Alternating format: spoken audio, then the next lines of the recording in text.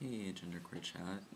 It's Thursdays with Jan, and this week's topic is therapy. And we're actually helping Dylan out. Dylan is working on a research project, and so I'm going to link his video below there somewhere.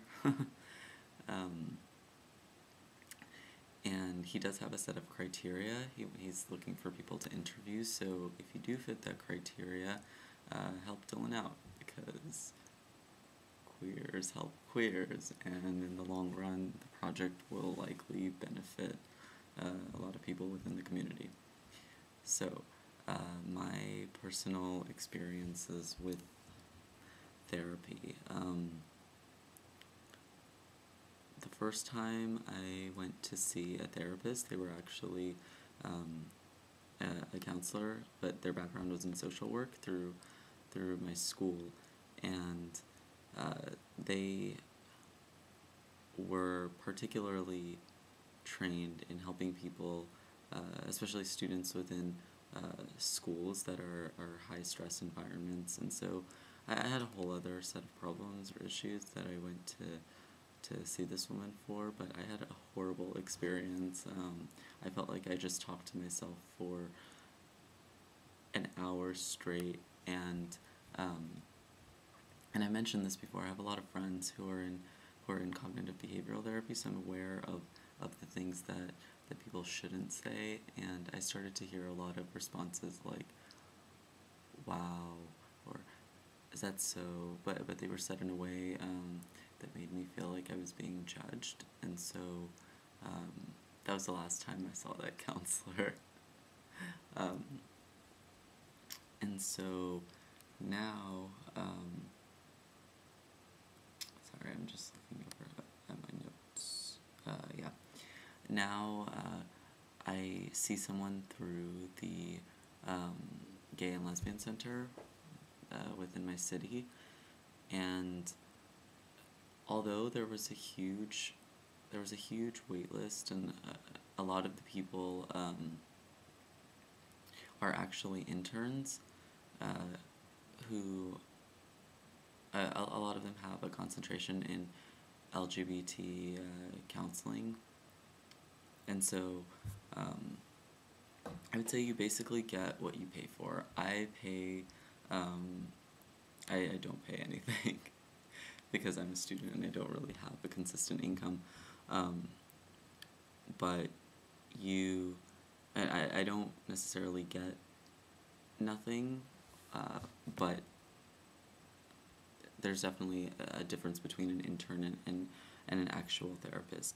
And I went to see this person when I already started taking hormones, and so, um, and within the LA Gay and Lesbian Center, you don't need a letter from a therapist to get hormones, to get prescribed hormones. So I never sought out that letter,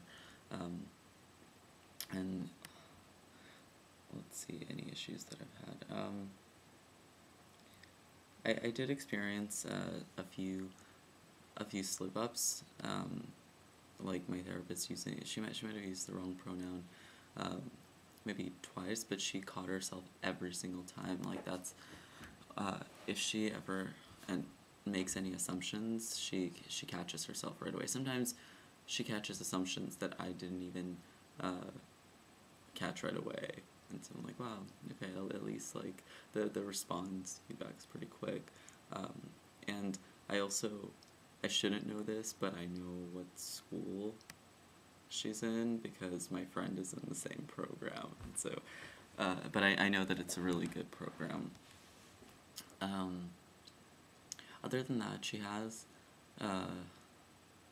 made a few assumptions about um, my my sexuality. Like she'll tend to slip up sometimes when she's talking about sexual partners, and she'll say she a lot, even though she knows that um, a lot of the sexual encounters I've had have been with people who are or male identified, but they're also all over the place. So I don't blame her for this. um, but yes, she caught herself when making those assumptions. And it's nice to have a totally unbiased opinion, and it's nice to get into the habit of talking about yourself on a consistent basis. Um, yeah, let's see what else.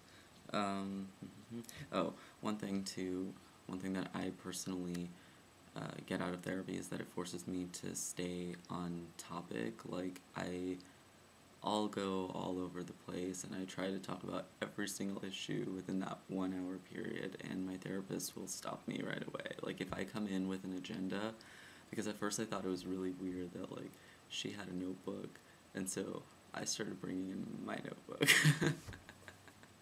like, uh, and eventually I stopped with that because I realized that there's no way in hell I'm going to sit there and take notes, nor am I going to refer to notes. And that's partially because I was afraid of having the same experience that I had with my first time, one-time encounter with the social worker therapist, where I just talked to myself basically for an hour. What else? So yeah, unbiased perspective. It's nice to be able to organize my thoughts differently, and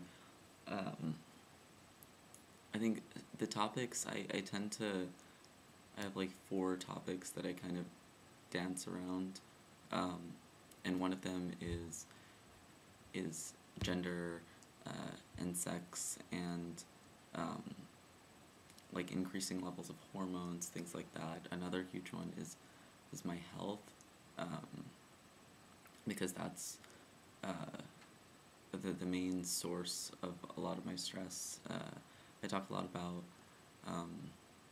school stress, obviously, and I talk a lot about family, and like this. My friend and I were talking about this recently, and it's like Eastern European, first generation American guilt, where like your family kind of ingrains this narrative into your brain from a young age that like they came to this country and worked really, really hard, and so that you have better opportunities, and it's this kind of guilt, and it's like a work ethic where you also feel like you need to work your ass off every single day, and you don't take breaks really, and that's been my issue throughout my life. And so that's a huge topic too, and I talk about kind of the intersection between all of those. So what else is there?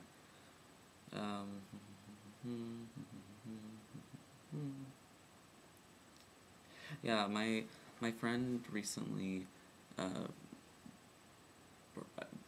like I don't know the different therapist types, but apparently there are therapists that are a little more solution focused, and I mean, I don't know when the hell I'm going to be able to afford an actual therapist, but maybe when I have a real job.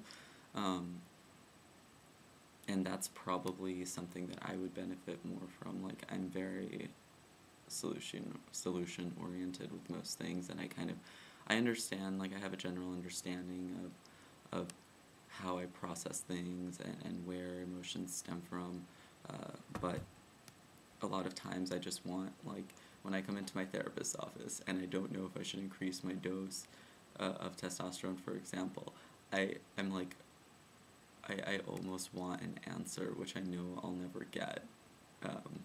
And it's funny too, my therapist looks like the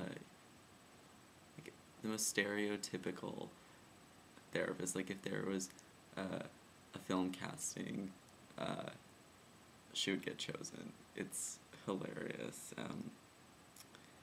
And speaking of things being hilarious, I like with doctors, I think it's really important to find therapists that you can be friends with, or who get you. Like, I really needed someone who understood my sense of humor, and I think she does, for the most part. So, okay, I hope everyone is doing well. Please watch Dylan's video and contact Dylan if you feel like you meet all of the criteria. So, I'll see everyone next week. Bye-bye.